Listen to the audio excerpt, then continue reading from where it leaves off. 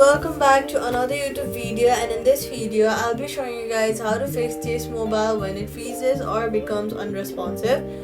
If Chase freezes mid-transaction, don't force to restart your phone. Do this instead. First of all, first close the app. Swipe up from the bottom of your screen, look for Chase, and then swipe it away from the phone.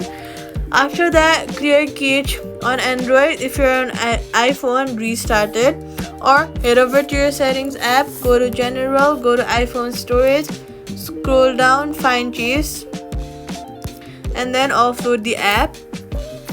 Next, update the app to avoid future freezes. Open your app store, search for Chase Mobile app, and then see if there is an update button available. If there is, make sure to update it. If freezing continues, reinstall the app. Tip: low storage on your phone can slow Chase, so free up to 1 to 2 GB. And that's it. Subscribe for more quick fixes.